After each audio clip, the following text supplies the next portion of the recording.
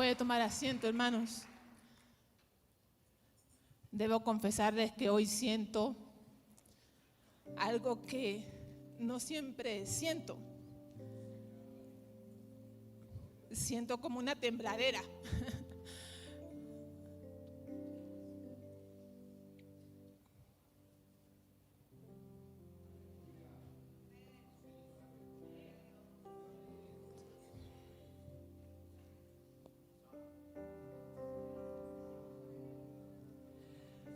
No solo es un alivio, no solo es un alivio. El título del sermón en esta mañana, ¿puede decirlo conmigo, por favor? No solo es un alivio. Todos tenemos aflicciones, absolutamente todos. No hay nadie que pueda decir en esta mañana: nunca he tenido aflicciones y nunca las tendré. De hecho, la palabra del Señor no dice que no tendremos aflicciones. La palabra del Señor afirma que tendremos aflicciones. Y cuando nos convertimos al Señor, cuando nos convertimos a Cristo, cuando tenemos ese encuentro personal con Cristo, no es que dejamos de tener problemas, no es que dejamos de tener aflicciones. Sería una tremenda mentirosa en esta mañana si yo les digo a ustedes que porque se convirtieron a Cristo ya no van a tener problemas o ya no van a tener aflicciones. Me crecería la nariz como Pinocho, porque no es así. Sí tenemos aflicciones, sí tenemos tormentas, sí tenemos desconsuelos. Y en este mes que estamos hablando de Dios el Consolador, es importante indicar que así como nosotros tenemos aflicciones, también hay una buena noticia. Y la buena noticia está en Juan 16:33, cuando Jesús declaró: en este mundo tendrán crisis, pero anímense, anímense, porque yo vencí al mundo. Yo vencí al mundo. Sí hay aflicción. Y la aflicción la enfrentan los ricos, los pobres, los creyentes, los escépticos, los jóvenes, los viejos, los lindos, los que no son tan lindos. Todos enfrentan aflicciones. Y a lo largo de nuestra vida podemos enfrentar distintos tipos de aflicciones. Un diagnóstico que uno no espera. Como han llegado varios diagnósticos a mi vida. O accidentes que dejan secuelas por el resto de tu vida. O cuando se va un familiar, un ser querido, el duelo por ese ser querido. Y esa puede ser una de las cargas más difíciles, hermanos, de llevar en esta vida.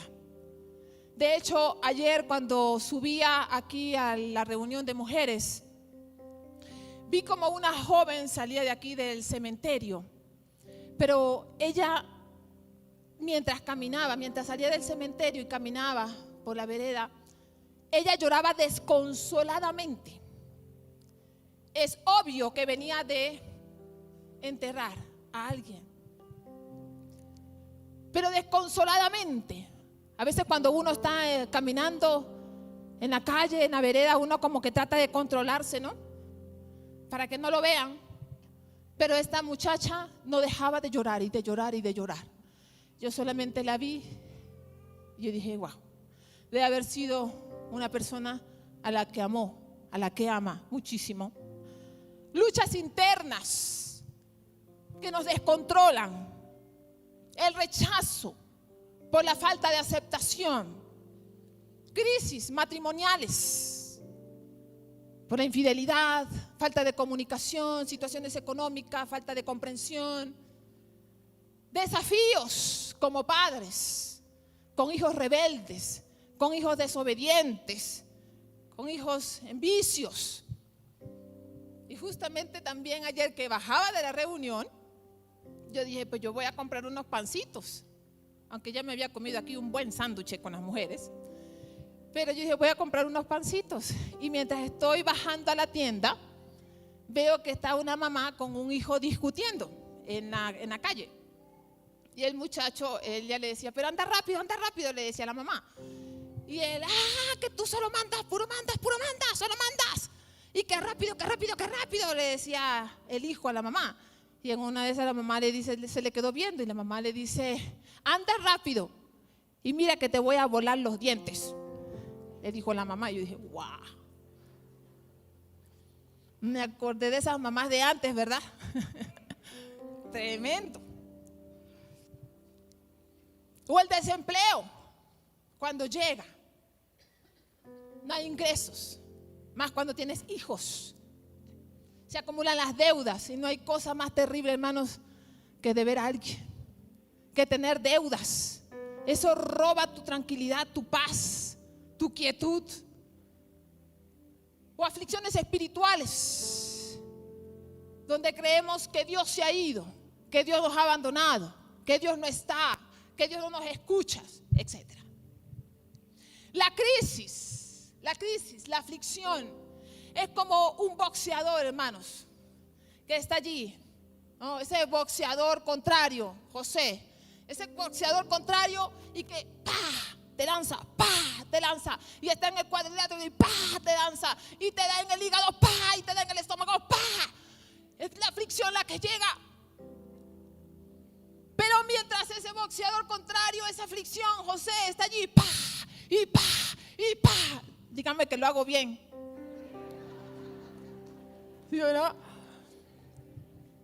Hermanos, mientras ese boxeador está allí, dándote, hay un entrenador supremo que está en la esquina, abrazándote, dirigiéndote y dándote la mayor consolación que hay. Gloria. Es por eso que dice el texto bíblico, 2 de Corintios 1, 3 al 4.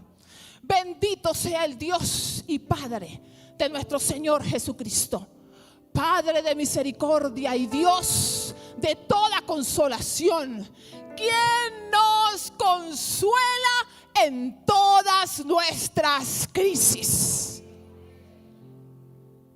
Estas aflicciones nos hacen tambalear, nos hacen dudar. Y en momentos como estos vienen las preguntas. ¿Y por qué a mí? ¿Usted se ha preguntado esto alguna vez? ¿Y por qué a mí? Es que esta pregunta refleja nuestra humanidad. Esta pregunta refleja nuestra fragilidad, nuestra debilidad. ¿Por qué a mí? ¿Y por qué no a mí? ¿Y por qué al otro sí, a mí no? Y entonces nos quedamos atrapados en ese ¿por qué a mí? ¿Por qué a mí? ¿Por qué a mí? Cuando podemos abrirnos a la gran pregunta, Señor, ¿qué quieres que haga a través de esto? ¿Qué quieres que haga a través de esto? ¿Qué quieres que aprenda a través de esto? Y hay algo, hermanos,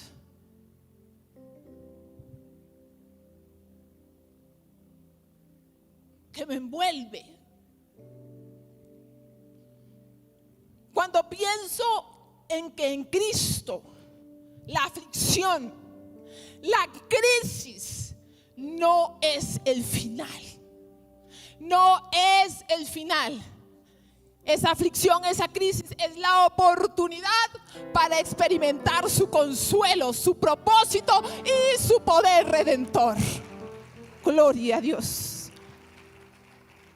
Cuando uno está en aflicción, siente que la aflicción que uno está viviendo es la más grande de todo el mundo. Que nadie más está en aflicción. Que solamente nosotros estamos en aflicción. Y para nosotros estar en aflicción es una catástrofe. ¿Qué catástrofe estar en aflicción, estar en una crisis? Pero la palabra del Señor no ve la aflicción, no ve la crisis como una catástrofe, sino como una oportunidad para crecer en nuestra fe, para ser formados en nuestro carácter, para ser consolados por Dios, para nosotros poder consolar a otros, para nosotros cambiar de perspectiva, para nosotros no mirar la aflicción, sino mirar a aquel que todo lo puede y que está más grande que la aflicción. Y ese se llama el Dios de la consolación.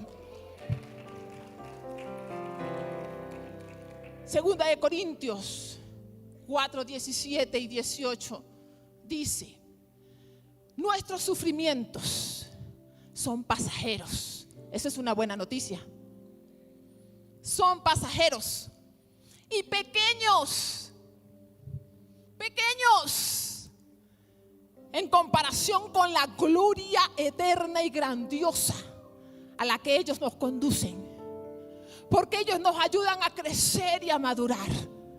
Así que no ponemos la mirada en lo que es visible, sino en lo invisible, ya que lo que se ve es temporal, mientras que lo que no se ve es eterno, y ese se llama el Dios de la consolación. El único invisible, el único eterno, es ese Dios de la consolación. La palabra aflicción en la Biblia significa presión, angustia, tribulación. Tiene la idea de ser apretado, oprimido, como cuando tú pones allí un grano en el molino y comienza y eso hace la crisis, eso hace la aflicción. Es algo que abruma tu espíritu. Y sí, que la aflicción abruma el espíritu. Provoca tristeza profunda, provoca descontrol, provoca angustia, provoca ganas de salir corriendo, provoca alejarse de todos, como piedras en tu espalda y que no sabes cómo soltar. Incluso puede que ahora mismo estés pasando por alguna aflicción, por alguna crisis, y no entiendes lo que estás pasando, ni cuándo va a acabar, porque sabemos cuándo llega la aflicción, en el momento que llega, pero no sabemos cuándo va a acabar. Pero ¿sabes? No hay una poción mágica para acabar con la aflicción. La Biblia no nos promete una solución mágica. Nos ofrece algo mucho más profundo que una poción mágica. Nos promete a un Dios consolador que camina con nosotros en medio de la aflicción y que las transforma en algo con propósito eterno. Esa poción mágica que esperamos en Cristo, hermanos, no debe ser la eliminación de esa aflicción, no debe ser la eliminación de ese dolor de manera mágica, sino más bien la presencia transformadora de Dios en medio de ese dolor. Hay quienes se entregan a la aflicción, hay quienes abrazan la aflicción, la crisis, las tormentas, y no quieren nada, y no quieren escuchar a nadie, y no quieren congregarse, y no quieren orar, y no quieren que otros oren por ellos. Es más, creen que la solución es afligiendo a otros también, haciéndole la vida imposible a otros también. Bueno, si yo estoy viviendo ahorita una vida totalmente imposible, pues tú tampoco vas a vivir una vida chévere, yo te voy a hacer la vida imposible a ti también.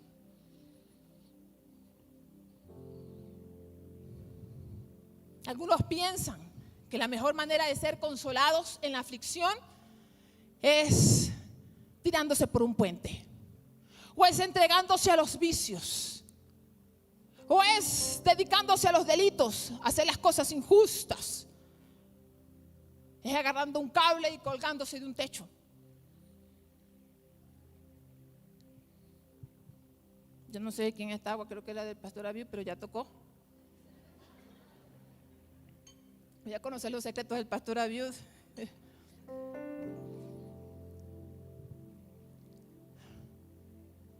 En eso no hay consolación. En ninguna de las soluciones que di son solución. Me encanta cuando la carta de Santiago, al final de su carta, dice en el capítulo 5, versículo 13: ¿alguno de ustedes está triste? Entonces, ore. Vamos a repetirlo todos, hermanos. ¿Alguno de ustedes está triste? Entonces, ore. Qué precioso. La aflicción, hermanos,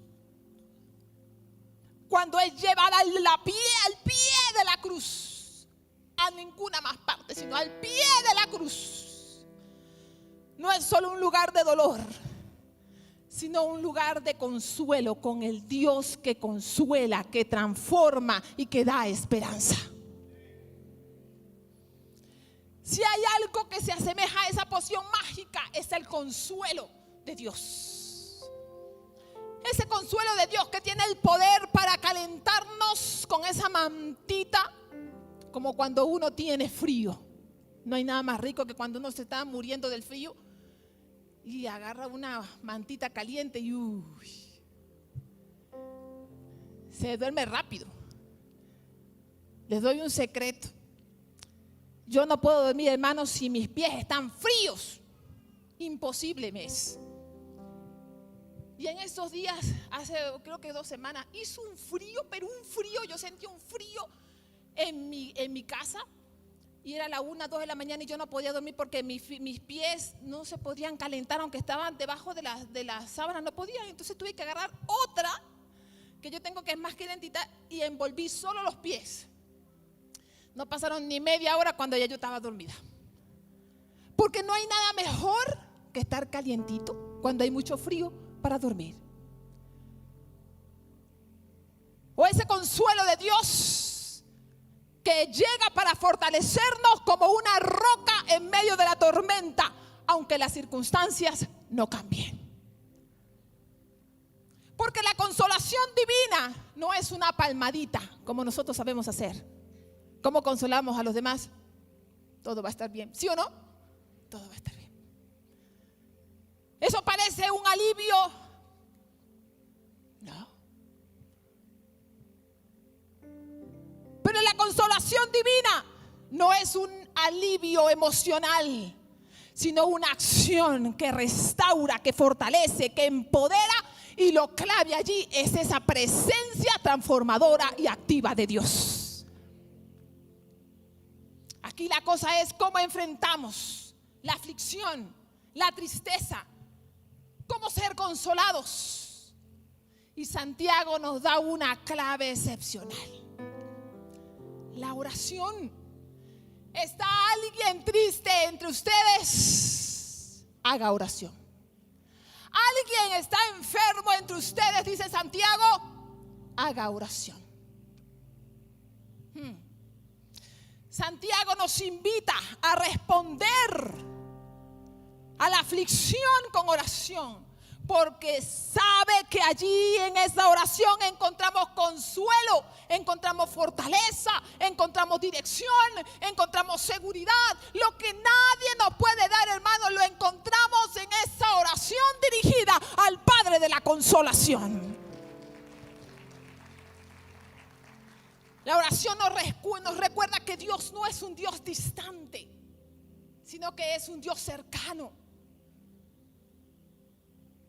Y no está mal que te sientas afligido. Ecuador, Latinoamérica, está afligida. Son muchas las cosas, situaciones económicas, sociales, políticas. Pero hay algo hermoso y una buena noticia, y es que en la oración hay consolación. ¿Cuántos lo creen esta mañana? Debemos dirigirnos por la oración. Al orar no solo encontramos consuelo, sino que también recibimos esa dirección, esa sabiduría para decidir y saber actuar. Santiago incluye un equilibrio entre la oración y la acción, que es concreta, que es activa. Y nos dice: la oración no es pasiva, es un recurso poderoso para movernos hacia la sanidad, para movernos hacia la reconciliación, para movernos hacia el propósito mismo de Dios. Yadet, sí, ¿pero qué tú crees que acaso que yo no oro? ¿Tú sabes cuánto llevo yo orando? Pero Yadet, si te estoy diciendo que me siento afligido, me siento afligida, que estoy en crisis, que no puedo ni abrir mi boca, y voy a orar. Y yo te respondo como Santiago: ora al Dios de la consolación. El consuelo que encuentras en la oración a Dios es la fortaleza para avanzar y seguir adelante. El consuelo en Dios es la fortaleza para enfrentar esa aflicción. Y la oración es la mejor clave para manejar los momentos de aflicción. Y como Dios hace, como Él quiere, a veces Dios no nos quita la aflicción. Porque no es que nosotros decimos: Dios, quítame esta aflicción, y ¡pui! Ya está fuera aflicción. No, no funciona así. No funciona así. Pero ¿sabes? Aunque la aflicción sigue ahí, aunque la crisis debas pasarla, Dios nos consuela en medio de esa aflicción. Qué poderoso eso, hermanos. Pero esta oración no debe ser una oración centrada en la aflicción, sino en el Dios de la consolación. La oración centrada en el Dios de la consolación nos invita a mirar más allá de tu aflicción. Nos invita a mirar su poder, nos invita a mirar su gracia, nos invita a mirar su amor, que es más grande que toda aflicción. Y en lugar de permanecer atrapados en el dolor, cuando nos arrodillamos ante Dios, podemos mirar desde otra perspectiva. Porque ya nuestra mirada no está en la aflicción, está en el Dios que es grande, grande, grande, y al que adoramos.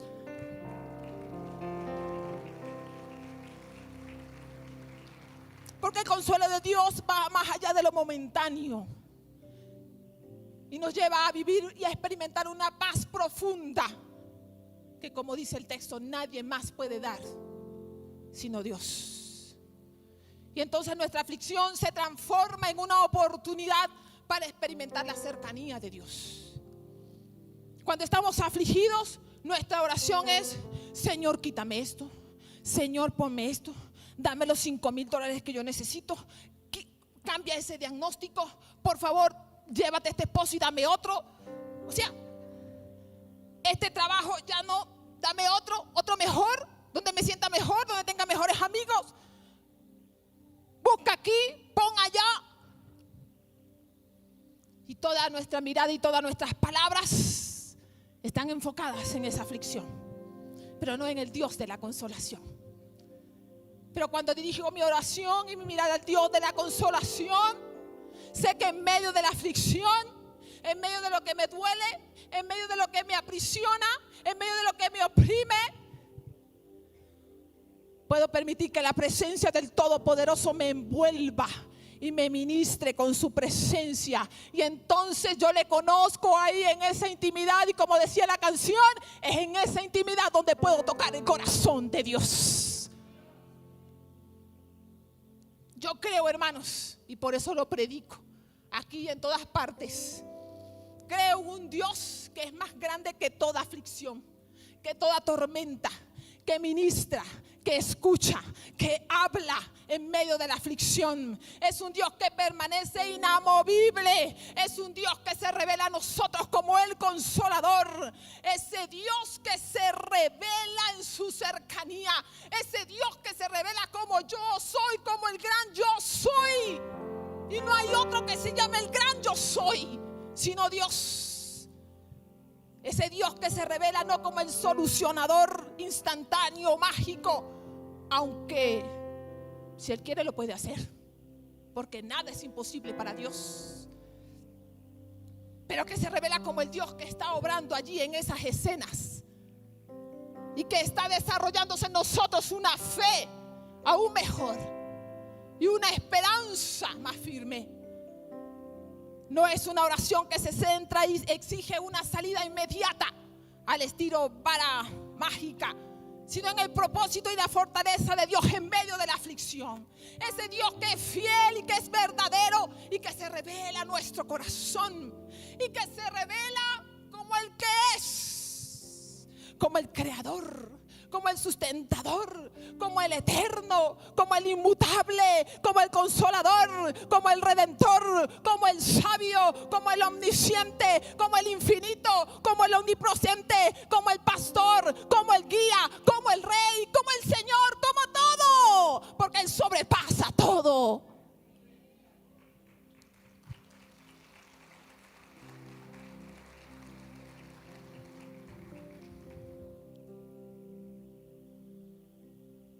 Por eso decía la canción y dice la canción: cúbreme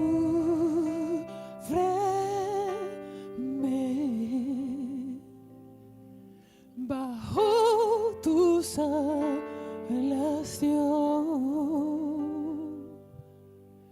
tómame,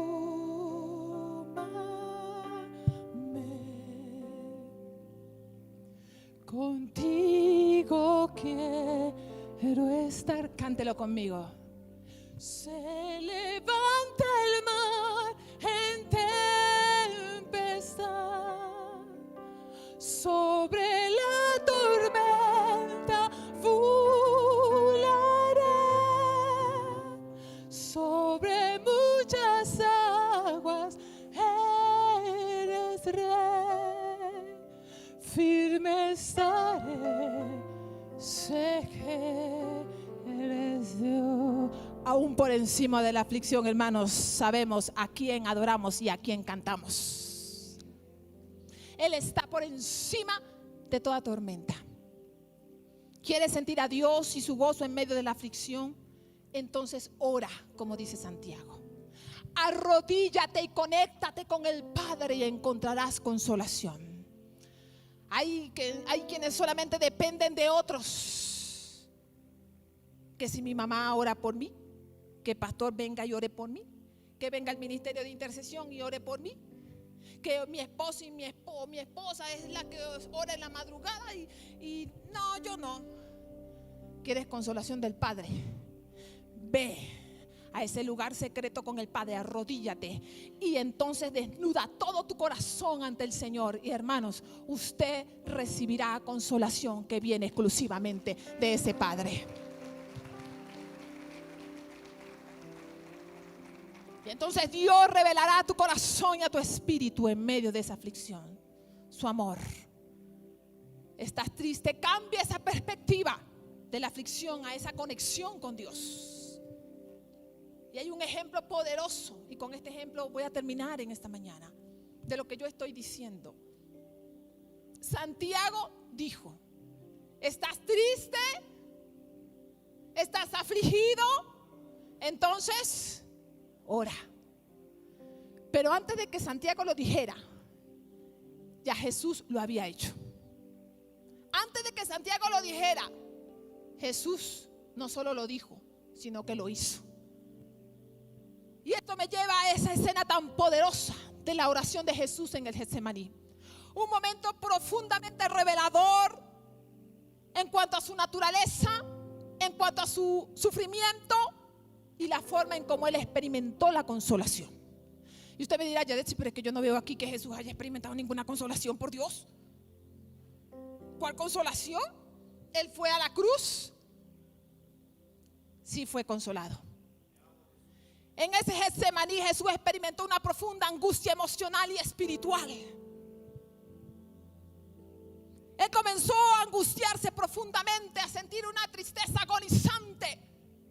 Entonces expresó desde lo más profundo: mi alma está sufriendo intensamente hasta la muerte. Y le dijo a sus discípulos: permanezcan aquí y acompáñenme en mi dolor. Un momento de vulnerabilidad. Jesús enfrentaba el peso del sufrimiento no solamente por ir a la cruz, sino que experimentaba el peso, la carga del pecado de toda la humanidad. Si Jesús no hubiese ido a la cruz, hoy no hubiésemos podido leer lo que dice Juan 16:33. En el mundo tenéis aflicciones, pero anímense porque yo vencí al mundo. ¡Qué poderoso, hermanos!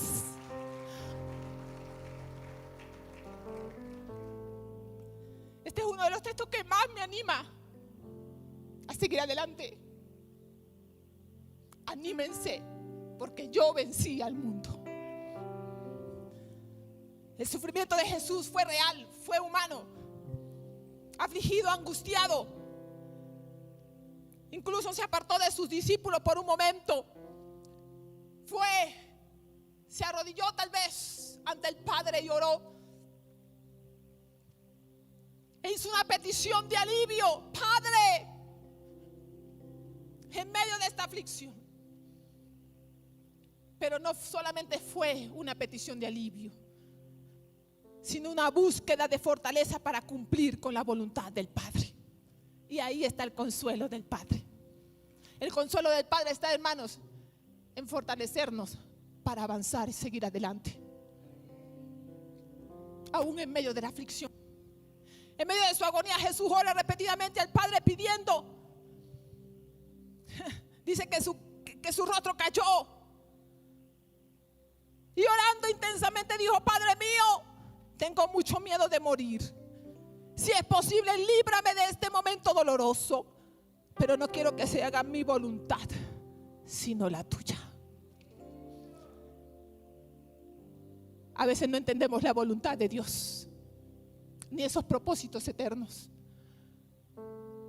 Pero debemos confiar, hermanos, como creyentes y seguidores de Cristo, que toda nuestra vida tiene un propósito eterno. Y el Padre sí lo consoló. Jesús recibió consolación a través de esa oración dirigida a su Padre. Este consuelo no fue una eliminación del sufrimiento. El Padre no le dijo: bueno, hijito, ya no vas a ir a la cruz. No, el Padre no hizo eso, porque había un propósito eterno. Ese consuelo más bien se mostró como un sostén interior, como un respaldo divino para que su hijo siguiera adelante a pesar del dolor. Y aunque estaba acompañado de sus discípulos no podían acompañarlo, hermanos, y menos si se quedaban dormidos, porque no quisieron acompañarlo en la oración. Se quedaron dormidos.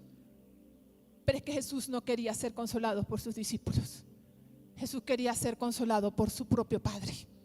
La voz que él quería escuchar no es la voz de sus discípulos. La voz que él quería escuchar era la voz de su Padre. Y cuando nosotros estamos en aflicción, hermano, podemos tener a nuestro padre, a nuestro hermano, a la iglesia, a los pastores, a quien sea. Pero hay momentos tan propios y de tanto desconsuelo que no hay voz humana que nos pueda consolar. Y la única voz que necesitamos y que queremos escuchar es esa voz del Dios de la consolación. Hay momentos en la vida en los que el dolor, la pérdida, la aflicción son tan profundos que ninguna palabra humana, abrazo, gesto, nos puede consolar. Incluso cuando perdemos a alguien, hermanos, recibimos palabras bien intencionadas de los que están a nuestro alrededor. Pero no puede llenar nadie ese vacío. Solo la presencia amorosa de Dios nos puede consolar. De hecho, a veces el consuelo humano a veces da coraje. ¿Saben por qué? Porque cuando uno está pasando en un momento difícil, le dice, oh, lo siento, no llores. ¿Cómo no voy a llorar si estoy en un momento de aflicción? Pero no exagere, no es para tanto. ¿Cómo no voy a exagerar? Es un momento duro para mí. Incluso hay otros que dicen, eso te pasa por pecador, por pecadora. ¿Cómo? Y entonces en lugar de ser consolados, uno sale más bajoneado o enojado, ¿sí o no? Pero en medio de las noches más oscuras, le decimos a Dios, si es posible, líbrame de este momento doloroso. Pero a veces no somos librados de ese momento doloroso como le pasó a Jesús. Y surgen con cuestionamientos a nuestro Dios, a nuestro prójimo, a uno mismo. Y surgen las preguntas de por qué a nosotros, por qué a mi familia, por qué al Ecuador, por qué mi familia ahora sufriendo. ¿Quién tuvo la culpa? ¿La culpa qué pasará con nosotros? ¿Cuándo se terminará esto? Y la gran pregunta para nosotros en esta mañana es, ¿nos resistiremos o encontraremos significado en medio de esa aflicción? Y yo creo que en Dios o en Jesús siempre hay significado. Amén. Siempre hay significado.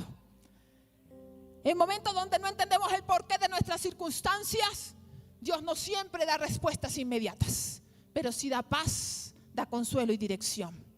Cuando enfrentamos, hermanos, el peso de la culpa, el peso del pecado, déjeme decirle aquí que cuando estamos ahí con nuestra pie en el lodo, todos embarreados, no hay indulgencia que valga. No hay 50 Padres Nuestros que valgan. No hay santo de cabeza que valga. No hay cura ni pastor que valga. Lo único que vale es el consuelo de la gracia y el perdón de Dios abrazando al pecador. Ningún esfuerzo humano puede borrar nuestra carga, pero en Cristo sí encontramos libertad y restauración. Y Jesús, al orar intensamente, pasa por una transformación interna. El consuelo que recibe no es la eliminación del dolor, es una fuerza interior para afrontar lo que viene, para llegar hasta la cruz. Ese consuelo es un fortalecimiento interior. Interior, hermanos. Interior. ¿Sabe? Solo el que cree en ese Dios poderoso y que es más grande que la aflicción, sabe que no necesita que la aflicción se termine, sino que más bien sabe que en medio de la aflicción puede adorar, puede cantar, puede danzar, puede aplaudir, puede llorar, puede servir al Señor, puede avanzar hasta la misión que Dios le da, porque sabe, hermanos, que lo importante no es la aflicción, lo importante es ese Dios de la consolación y que siempre se mantendrá a nuestro lado y que nunca nos dejará, jamás nos dejará. Gloria al Señor.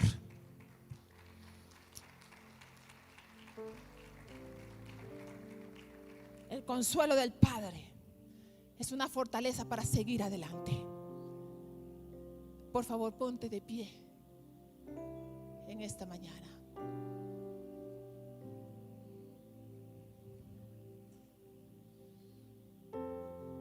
Jesús nos enseña, hermanos, que la fortaleza no proviene de evitar las dificultades, sino de enfrentarlas con la certeza de que el Padre está presente, que Dios no te dejará.